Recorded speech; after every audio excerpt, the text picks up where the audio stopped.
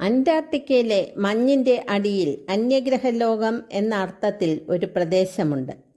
ഭൂമിയിലെ ഏറ്റവും രഹസ്യമായതും അത്ഭുതകരമായ സൂര്യപ്രകാശമില്ലാതെ ജീവിക്കുന്ന മൈക്രോബുകളുടെ ഗൂഢലോകം അവിടെയുണ്ട്.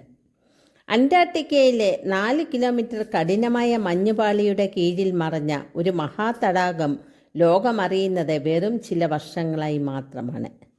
ഈ തടാകത്തിന് നീളം 250 കിലോമീറ്ററും വീതി 50 കിലോമീറ്ററും ആഴം 1000 മീറ്റർ വരെയാണ്.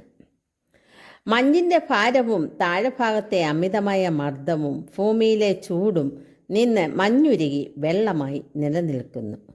20 ലക്ഷം വർഷമായി സൂര്യപ്രകാശം കണ്ടിട്ടില്ല.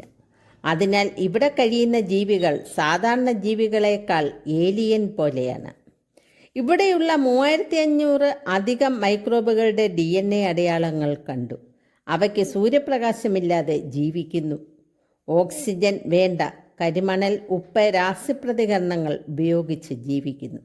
മറ്റു ഗ്രഹങ്ങളിലെ ജീവൻ എങ്ങനെ ആയിരിക്കാം എന്നതിന് ഒരു മാതൃകയാണിത്. അന്യഗ്രഹ ലോകം പോലെ എന്ന് പറയുന്നു. ജൂപ്പിറ്ററിൻ്റെ ചന്ദ്രൻ, ശനിയുടെ ചന്ദ്രൻ എന്നിവിടങ്ങളിലെ ഐസ് മൂടപ്പെട്ട സമുദ്രങ്ങൾ പോലെയാണ്. അവിടെ സൂര്യപ്രകാശമില്ല, മഞ്ഞു മുകളിലുണ്ട്, താഴെ വെള്ളമുണ്ട്.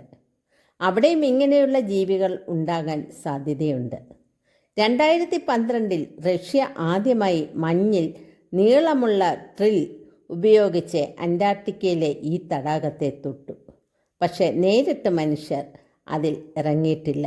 വീഡിയോ ഇഷ്ടപ്പെട്ടെങ്കിൽ ലൈക്കും ഷെയറും ചെയ്യുമല്ലോ.